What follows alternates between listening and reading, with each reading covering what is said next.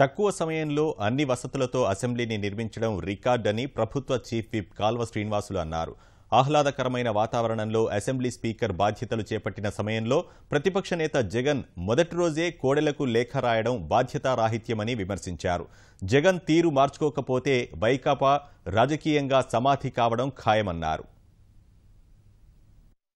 ఒక దారైతే ఉలిపికట్టది మరో దారన్నట్టు ఈ రాష్ట్ర ప్రతిపక్ష నాయకుడు వైఎస్ జగన్మోహన్ రెడ్డి తొలి రోజే శాసనసభాపతి డాక్టర్ కోడెల శివప్రసాదరావు గారిని ఉద్దేశించి ఒక లేఖ రాయడం, ఆ లేఖలో ముఖ్యమంత్రి గారిని తీవ్రంగా దూషించడం,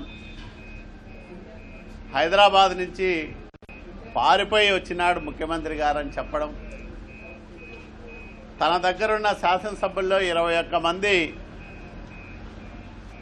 తనను వదిలేస్తే ఎందుకు వదిలేసినారో ఆత్మవిమర్శ చేసుకోకుండా వాళ్ళని దొంగ సొత్తుగా అభివర్ణించడం, ఇవన్నీ చూస్తూ ఉంటే జగన్మోహన్ రెడ్డి గారికి ఈ అమరావతి నిర్మాణం విషయంలో కానీ, అమరావతి నిర్మాణంలో అంతర్భాగంగా ఏర్పాటైన ఈ తాత్కాలిక సచివాలయం కానీ, అసెంబ్లీ కార్యకలాపాలు ఇక్కడ ప్రారంభం కావడం కానీ అస్సలు జీర్ణమైనట్లు లేదు.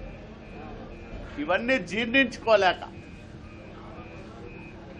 విషం కక్కే పనిని తొలి రోజే శుభమా అని తొలి రోజే మరి ఇట్లాంటి లేఖ రాయడం అనేది అత్యంత బాధాకరం, దురదృష్టకరం, బాధ్యతారాహిత్యం కూడా.